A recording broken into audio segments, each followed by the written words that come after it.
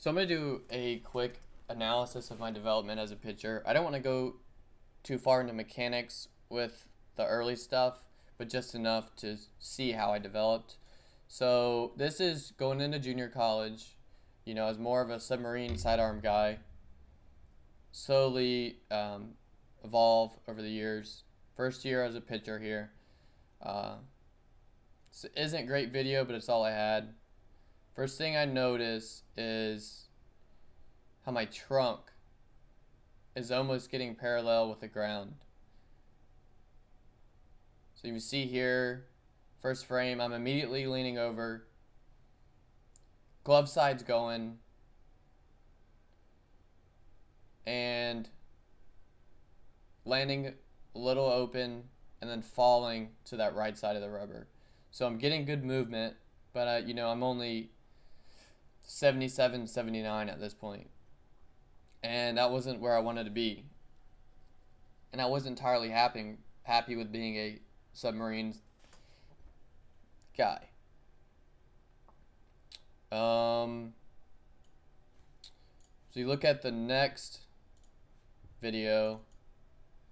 This is the same year, and I think I learned how to be that same guy, just with a little more efficient mechanics. I'm still getting open. That plant leg is pretty far to the left. Pretty much using all arm, super rotational. No, not really any lead leg blocking going on. Not great hip to shoulder separation. Pretty much relying on that movement just from the arm.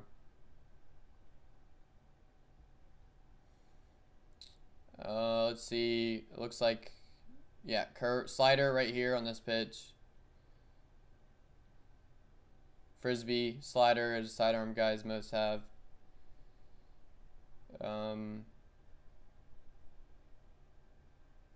Same thing. So that was pretty much junior college. Was 77, 79. Low arm angle. Not a whole lot of velo. This is a rehab video. Tore my MCL. It's going into the season.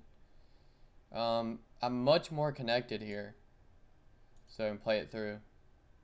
Much more connected. That's obviously not high effort, but I'm much more connected. That trunk is upright and it's not leaning over like it was before. This glove side's still going early. I think I get better lead leg blocking. Not great. Not a ton of separation here, and I think most of that was because I didn't have great mobility in the hips.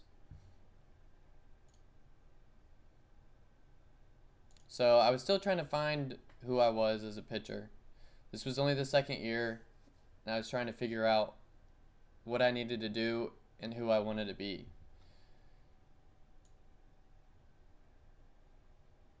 You see kind of ending up over that front knee.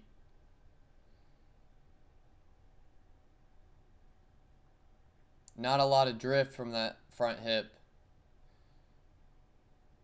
which really, as a small guy, you got to get going early. Here's a video from the summer. At this point, I had started throwing about 84, 86 from a similar arm angle. And some of the things I do good here is staying connected in the ankle and getting drift going.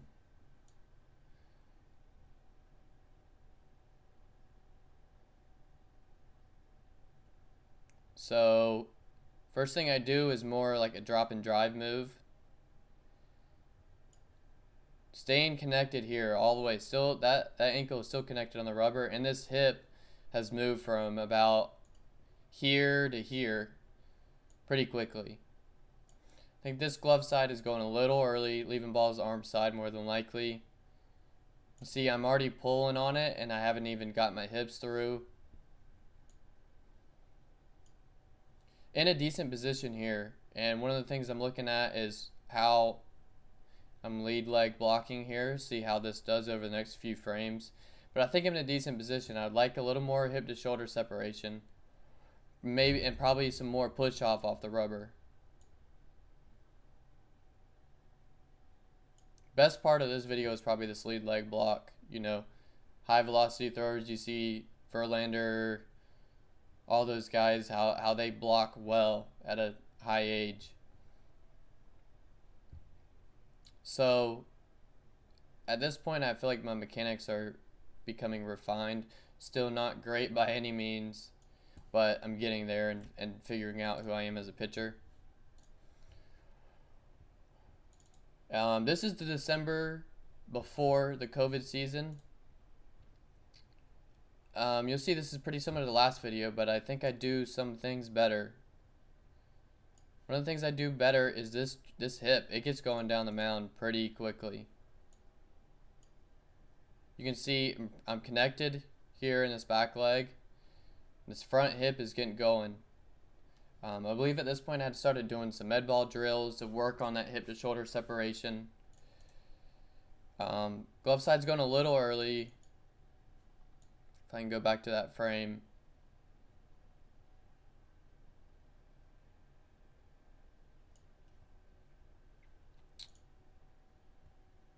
And play one of these pitches through.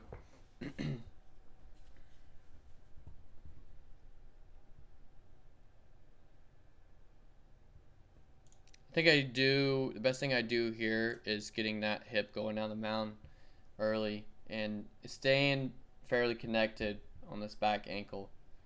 So I'm still about 150 pounds in this video.